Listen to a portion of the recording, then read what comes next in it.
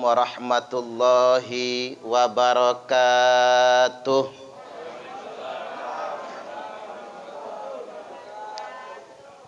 Bismillahirrahmanirrahim. Alhamdulillahilladzi anzalas sakinah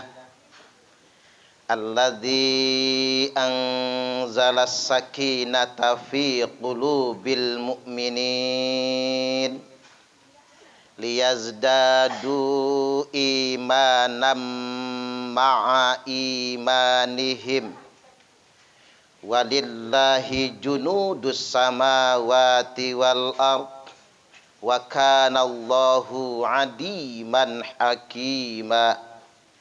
Asyhadu an la ilaha illallah wahdahu la syarikalah wa asyhadu anna Muhammadan abduhu wa rasuluhu la nabiyya ba'dah. Allahumma salli wa sallim ala sayyidina Muhammadin wa ala alihi wa ashabihi wa man tabi'ahum bi ihsanin ila yaumil qiyamah, amma ba'du. Yang saya hormati orang tua saya Bapak Haji Sarman Ibrahim, orang tua saya Bapak Haji Dr. Andes Haji Tom Tommy MM, beserta besan beliau, lupa namanya tadi, Bapak Mahri Ibrahim.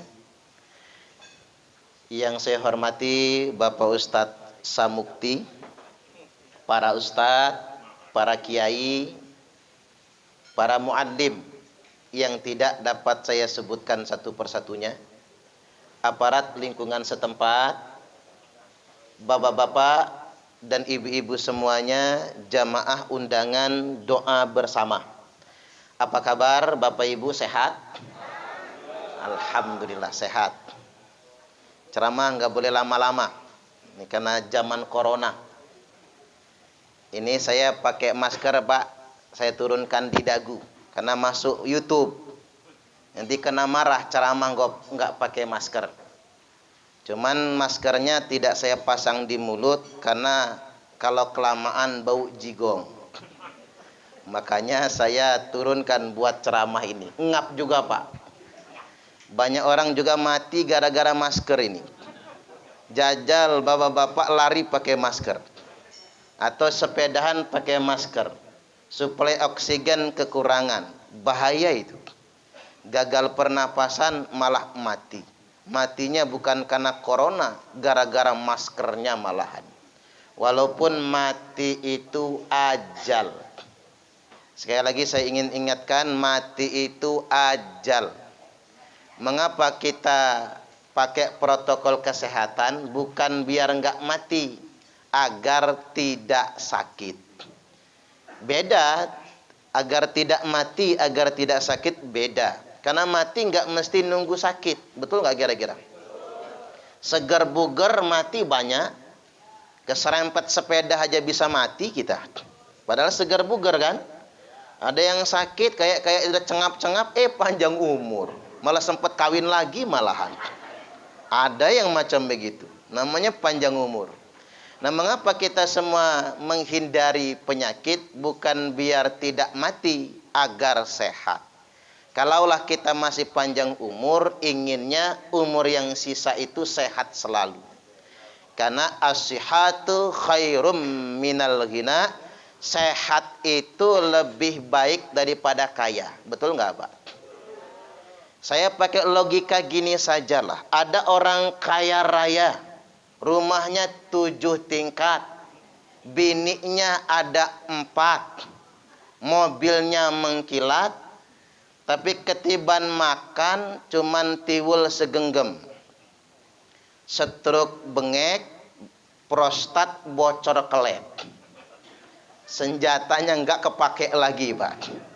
nganggur punya bini 4, bandingkan dengan orang yang punya rumah geribik, lantainya tanah, atapnya seng, tapi sekali makan langsung 3 piring.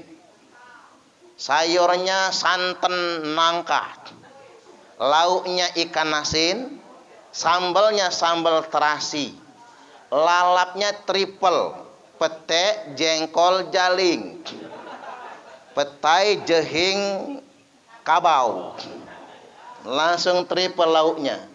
Habis makan kenyang, buka baju ke teras, ngudut ji samsu. Wih, mantap.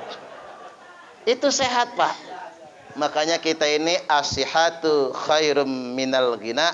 Sehat lebih baik daripada kaya. Semoga kita semua selalu diberikan kesehatan. Allahumma amin. Amin ya rabbal alamin. Pada kesempatan kali ini yang hendak saya sampaikan 5 resep agar kita hidupnya kaya dunia, kaya akhirat nanti. Ini perspektif yang paling materialistik ini. Kalau kita matre sekalian pengen kaya, ini resepnya, kaya dunia, kaya akhirat. Tapi kalau perspektifnya bukan materialistik, kita ingin sa'idun fid dunya, bahagia hidup di dunia, wa sa'idun fil akhirah, dan bahagia hidup di akhirat nantinya. Juga resepnya sama saja. Tergantung kita mau yang mana nyebutnya. Mau kayanya atau pengen bahagianya. 5, saya ambil poin-poinnya saja. Yang pertama, kalau ingin bahagia dunia sampai akhirat, ingin kaya Pak dunia sampai akhirat, 1, jaga sholat. Kan simpel banget nih. Pengen keluarga sakinah, mawaddah, warohmah, dunia sampai di surga, jaga sholat. Karena jelas betul disebutkan dalam hadis qudsi, tafarragh li'ibadati, lapangkanlah waktu untuk menyembahku, kata Allah. Jaga sholatmu. Amla'u sadraka ghinan, aku janji, kata Allah, kupenuhi dadamu dengan kekayaan. Kan unik ini Bapak Ibu. Allah nggak katakan jaga salat nanti halamanmu penuh sama mobil. Tidak. Jaga salat nanti kepenuhi lemarimu dengan simpanan perhiasan. Tidak. Jaga salat nanti uangmu banyak. Tidak. Tapi jaga salat nanti kepenuhi dadamu dengan kekayaan. Karena sejatinya kaya itu di dada. Sejatinya kaya itu di hati. Betapa banyak orang yang kaya harta tapi miskin hatinya. Ya Pak ya. Tidak sedikit Pak orang yang miskin hartanya tapi kaya hatinya. Karena kaya itu di sini. Laisal ghina an kathratil arad. Bukanlah kaya raya itu karena kalian banyak perhiasan. Tuh ibu-ibu yang di dalam. Ini buat nyindir ibu-ibu. Kaya bukan karena banyak perhiasan. Apa orang kaya itu kalau kondangan 5 jari dipasangin cincin semua? Ini hajatan hari apa ini Pak Haji? Di hari Sabtu ya. Lihat Sabtu nanti ada yang 5 jari dipasangin cincin semua. Woi, masuk taruh aja begini bawa tasnya. Begitu mengisi buku tamu sambil digoyang-goyang, tuing tuing tuing. Apa itu orang kaya? Bukan. Apa orang kaya itu pakai gelang sampai di siku? Wow, sambil duduk di kursi tamu sambil berkipas, kuncrang kuncring, kuncrang kuncring. Udah kayak ketimpringan. Apa orang kaya itu pakai kalung gede banget. Kadang-kadang liontinnya segede pentolan bakso setan itu, Pak. Udah kayak palak bayi. Kalau dibawa kondangan nunduk badannya. Ngapa, Bu? Sakit pinggang? Bukan. Keberatan kalung gua mah. Bukan juga laisal ghina an kathratil arad.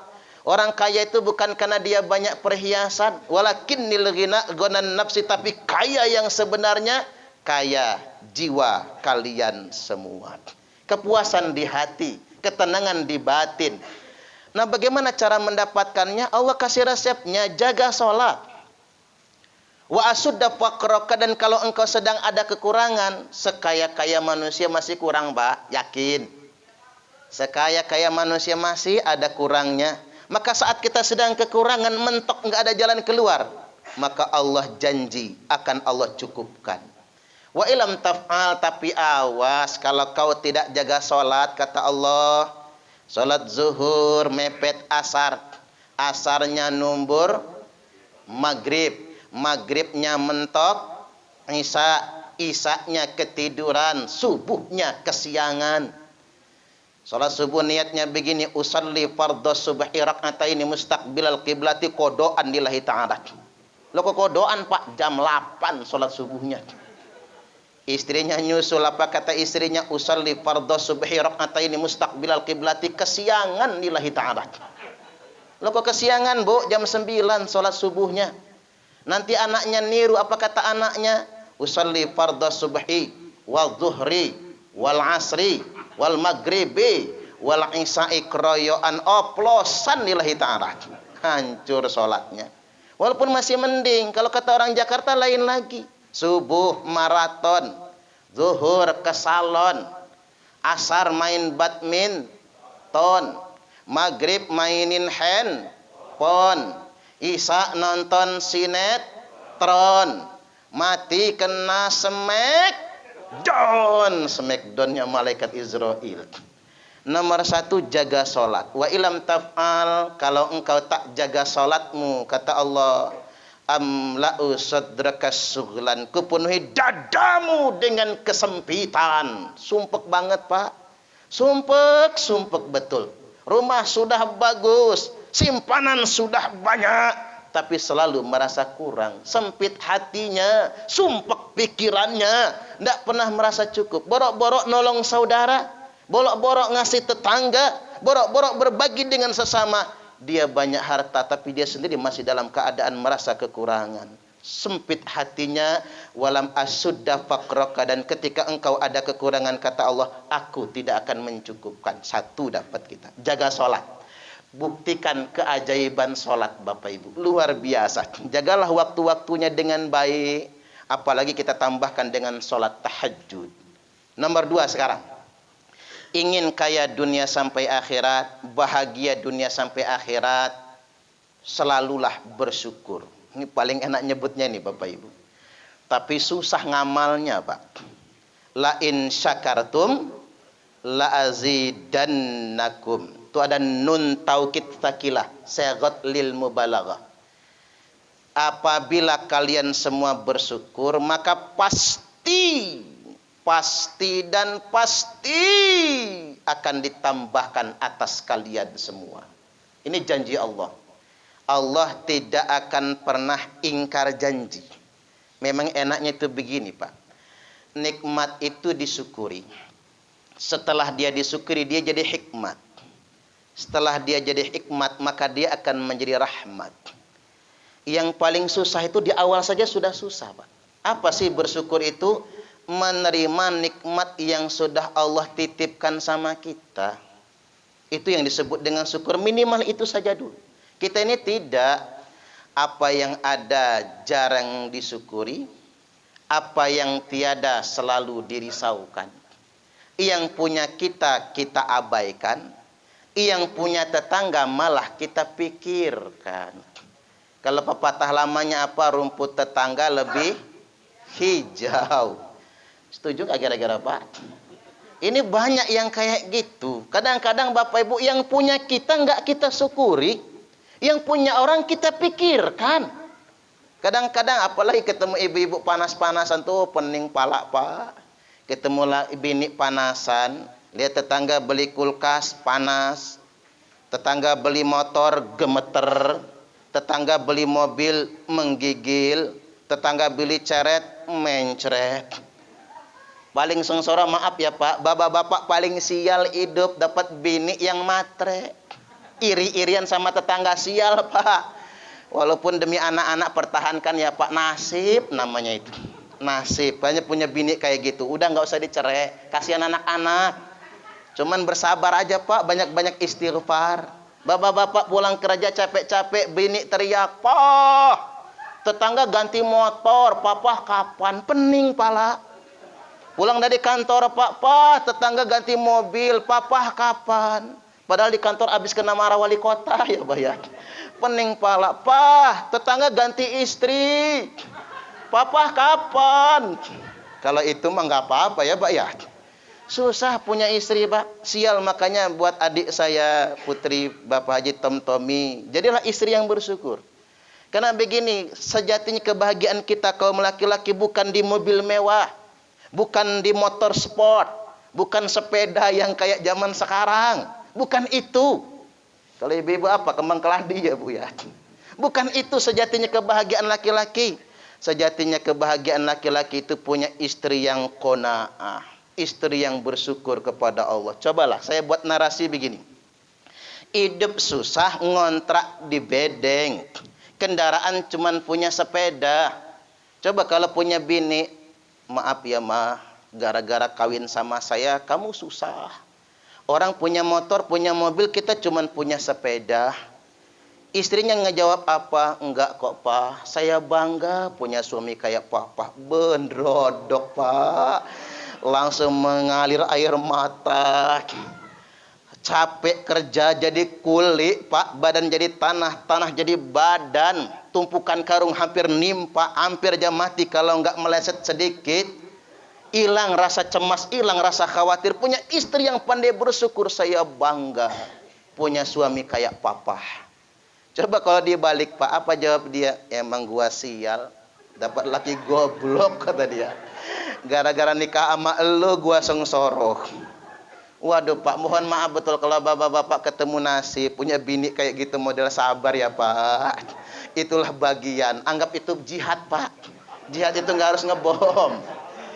Jihad itu nggak harus perang loh, Pak. Punya istri yang kayak gitu, bapak-bapak sabar, itu jihad yang sungguh luar biasa. Terima apa adanya yang kayak gitu, nasib dari Allah. Jadi enak sekali kita punya istri yang bersyukur. Saya berikan umpama begini. Tadi Pak Haji Tom Tommy, cucung beliau sunat. Hari ini anak saya juga sunat, Pak. Jadi anak saya umur 5 tahun, tak bujuk-bujuk sunat, mau dia sunat. Karena sunat itu jangan nunggu gede. Itu 5 tahun itu sudah telat sih sebetulnya. Kita mau udah hampir tumbuh, Pak, rambutnya. Baru mau disunat, malu dia. Saya dulu kan umur 11 tahun disunat, udah ketuaan. Makanya anak saya nggak boleh harus sunat. Saya ngambil pelajaran dari anak saya. Kalau saya berangkat ceramah, kata si anak saya, beliin mainan. Gampang, Pak, nipu anak itu, nggak usah yang mahal-mahal. Belikan mainan yang 10.000, pedang-pedangan kek, apa yang dia suka, robot-robotan. Dia nggak tahu harga kok. Begitu dikasih sama dia, jingkrak-jingkrak dia. Sambil mengucap makasih ya Bi, makasih ya Bi, muncul rasa bahagia yang sungguh luar biasa. Anak dengan senyum yang tulus, jingkrak-jingkrak, ngucap terima kasih kepada bapaknya, luar biasa bahagianya. Cobalah ibu-ibu, kalau bisa ya Bu, ibu-ibu habis dikasih duit suami, jingkrak-jingkrak, Bu. Jingkrak-jingkrak, makasih ya Pak, makasih ya Pak, luar biasa Bapak Ibu. Itu yang disebut dengan syukur. Ini yang kita inginkan Bapak Ibu. Makanya ibu-ibu yang di dalam tak ajarin kalau pengen masuk surga ya Bu, kalau dikasih suami uang belanja 30 juta sebulan, nerimo.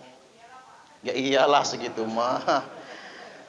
Tiap hari mijitin suami ya Bu ya. Dikasih 20 juta, nerimo. Kasih 5 juta sebulan, nerimo. Dikasih 500.000, nerimo lah nelongsok. Enggak cukup, Pak. Dikasih 5.000, timpuk palanya. Oh jangan. Makanya paling enak bibini punya istri orang lahat, ugan semende, Pak. Lahat itu enak, muara enim, paling enak. Karena paling nerimo. Dikasih suami uang belanja 5 juta, au katanya. Dikasih 3 juta, au. 500.000, au. Cuman dikasih 5.000, au. Mana nak cukup kalau cuma 5.000. Jadi istri yang nerimo, imra'atan qani'atan lillahi wa li zawjiha, istri yang qanaah kepada Allah dan qanaah kepada suaminya. Nomor 2, syukur. Syukur, mensyukuri nikmat yang sudah Allah berikan kepada kita. Rumus ibu saya begini, Pak. Halah kinai aban bejalan, tundoi saja baik keting. Keren bahasanya. Ini bahasa Inggris, Pak. Bahasa Inggris Kingston. King itu raja, stone itu batu. Batu raja. Jadi halah kinai aban berjalan, tundoi saja baik keting.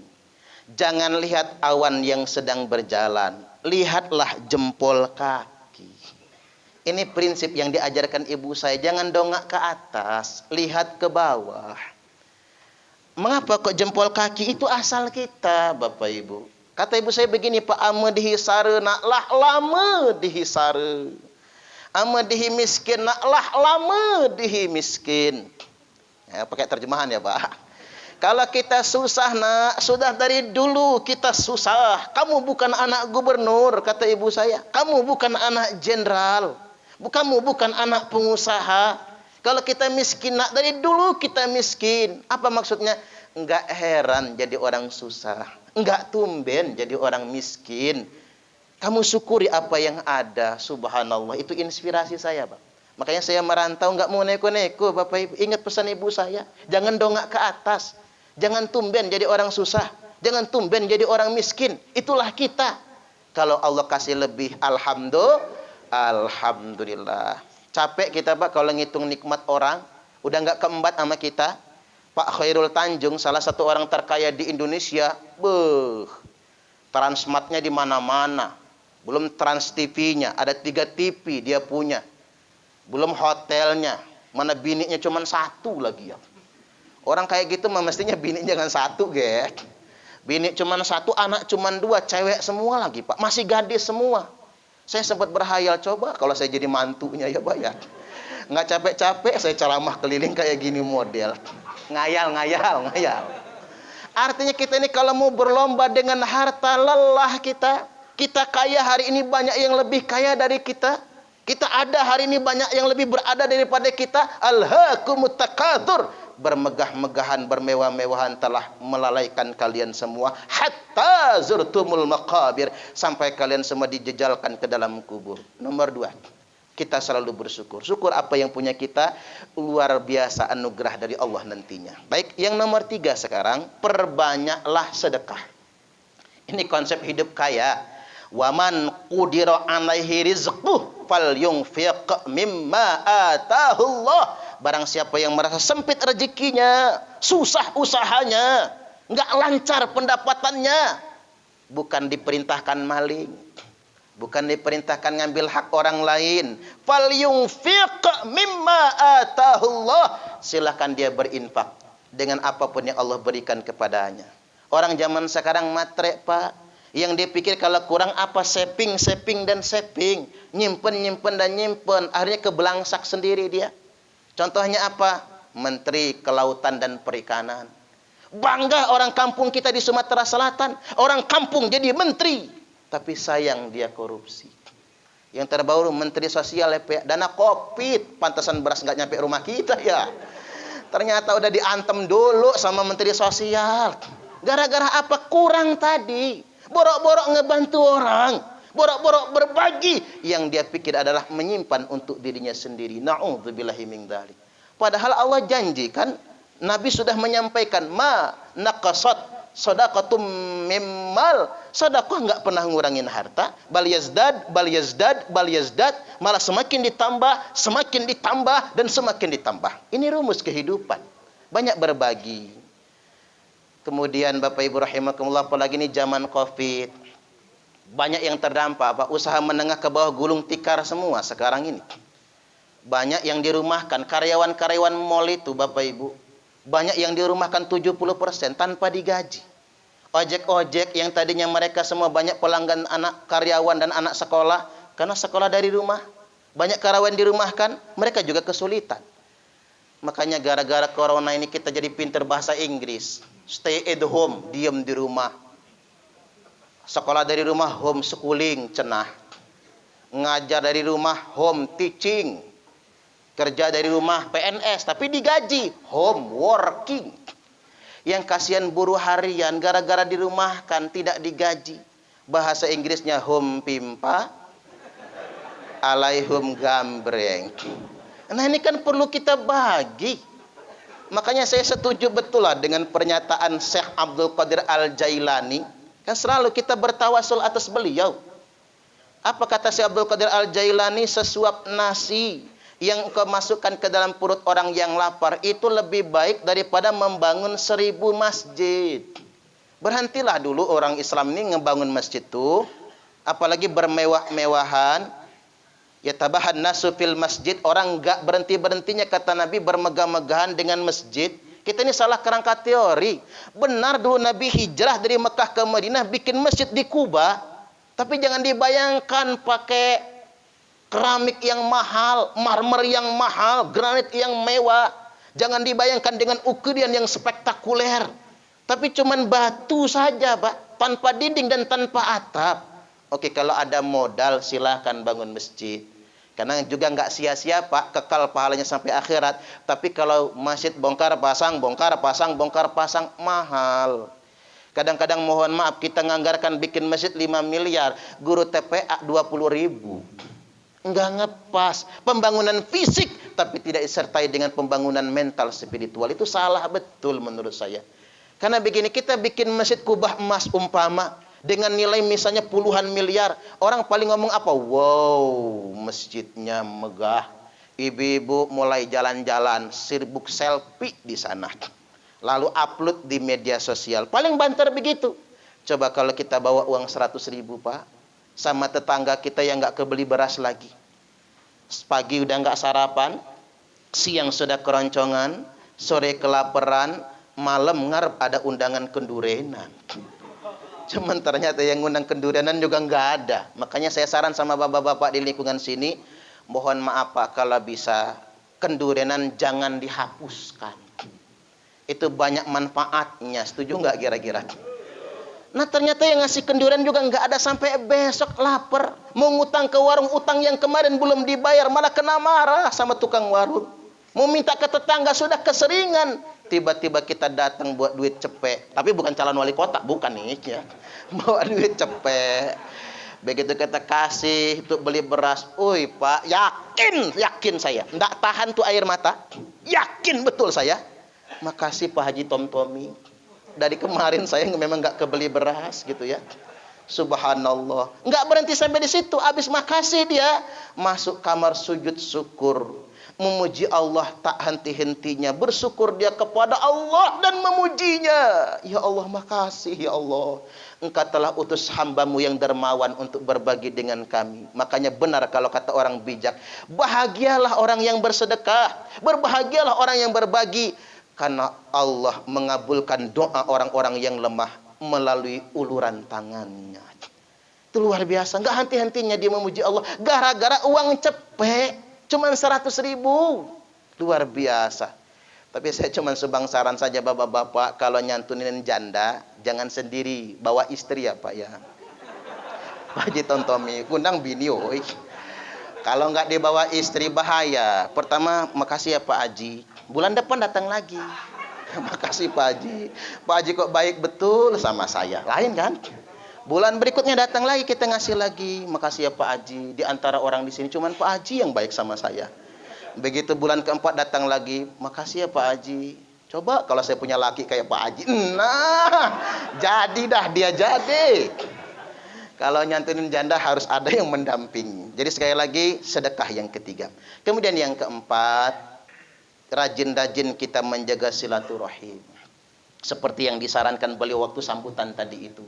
Dengan bersilaturahim, dengan bertetangga, kita jadi sehat dan panjang umur juga Pak.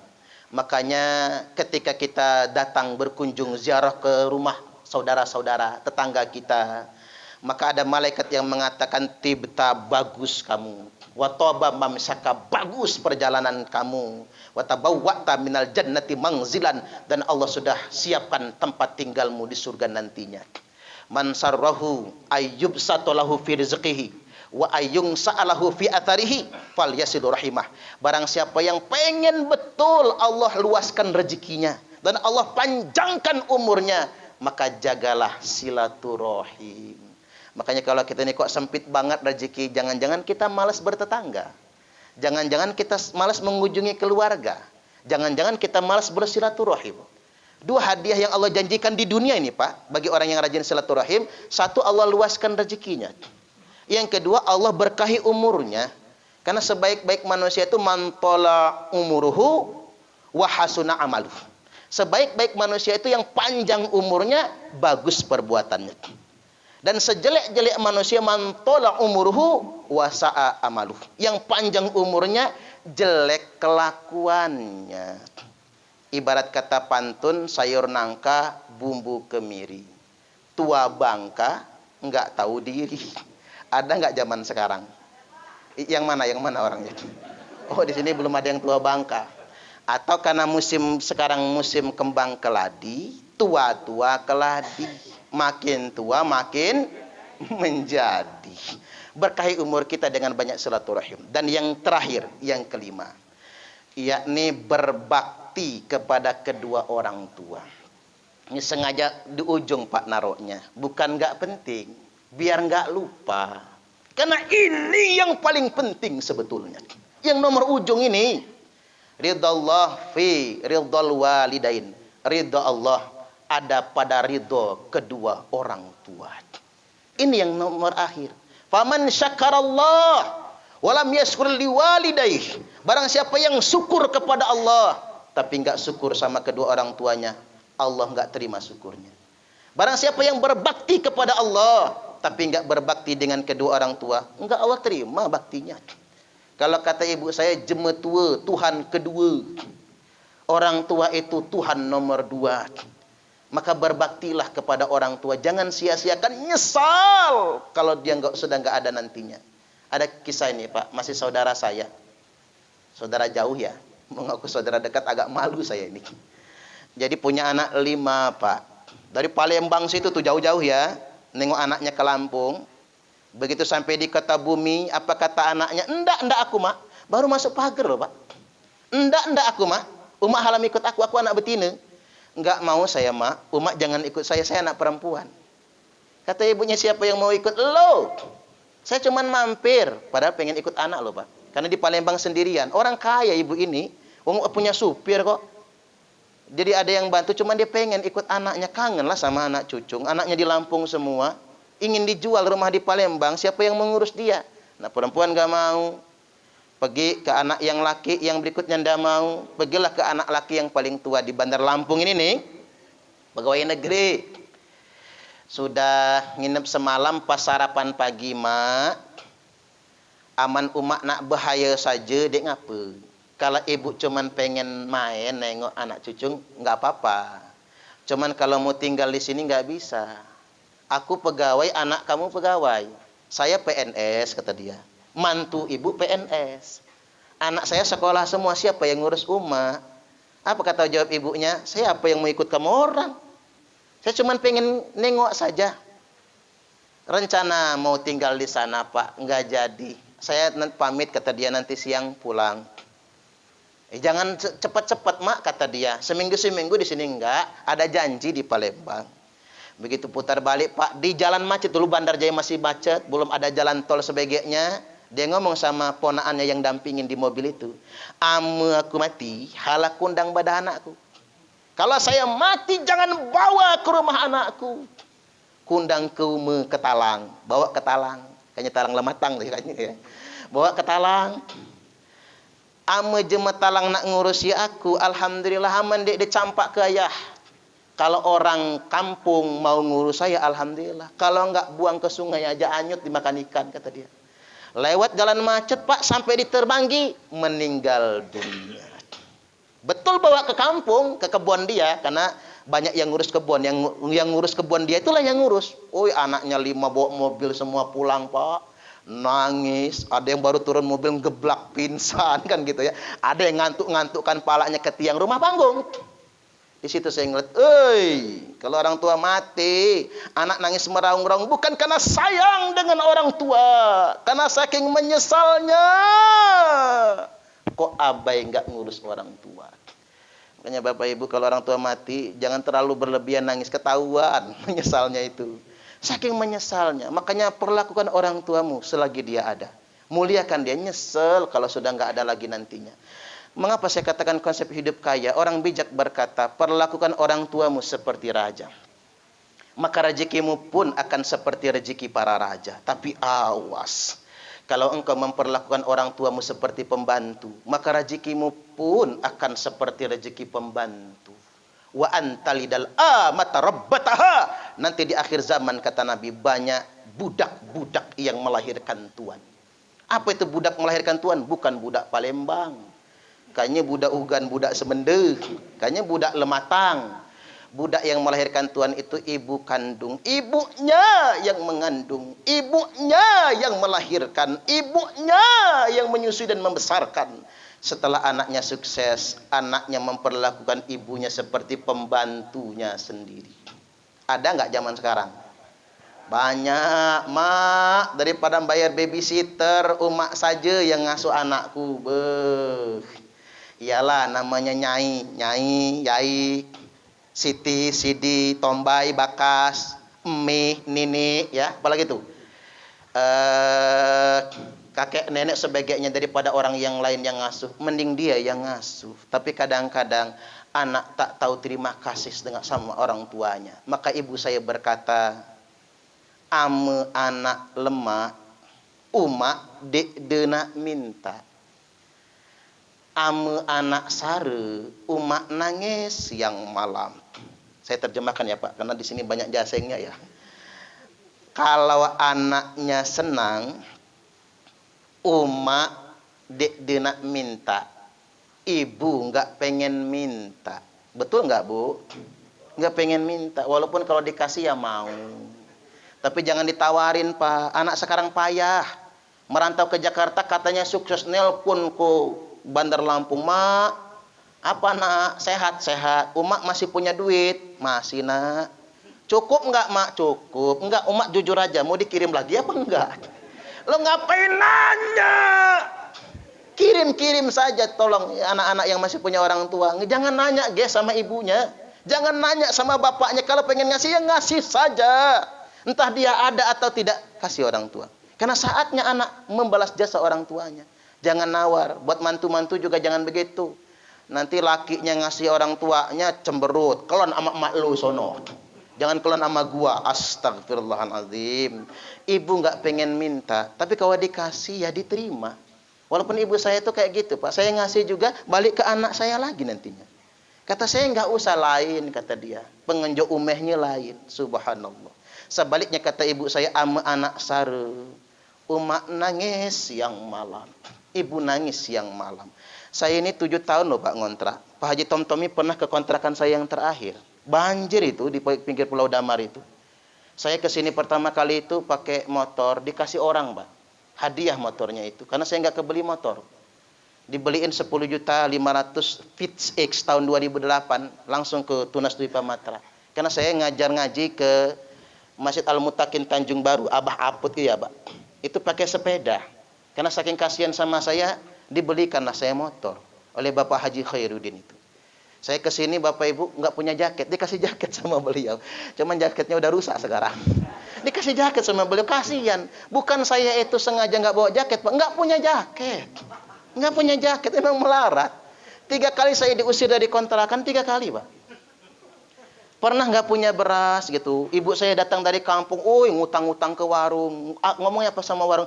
Saya pinjam uang, beras salawe kilo. Itu pun nggak akan saya masak, kata saya. Yang saya masak itu yang dalam ember. Kalau saya punya duit, nanti yang salawe kilo saya bayar. Tapi kalau saya nggak punya duit, begitu ibu saya pulang, saya pulangkan lagi ke toko.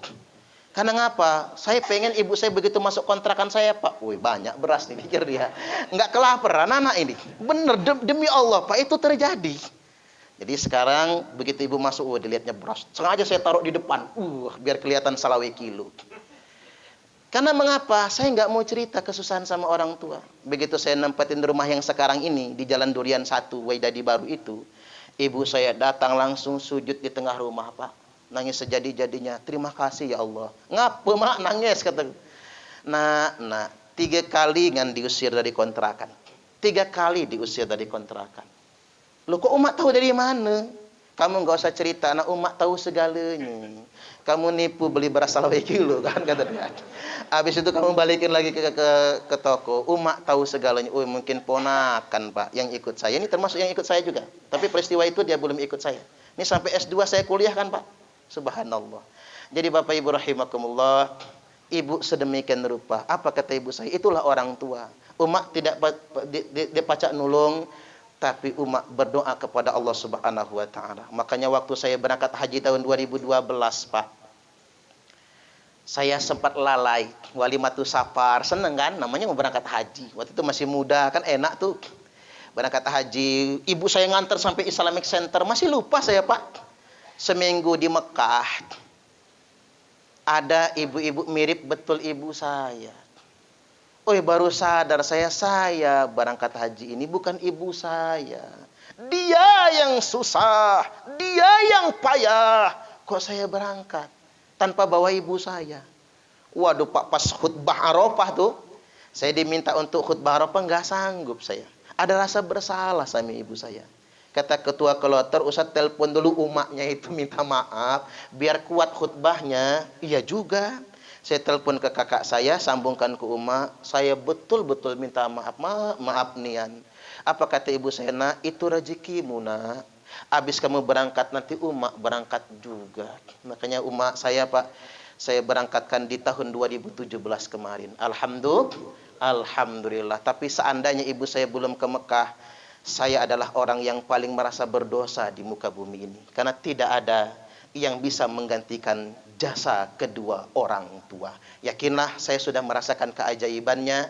Perlakuan orang tua seperti raja, maka rezekimu pun akan seperti rezeki para raja.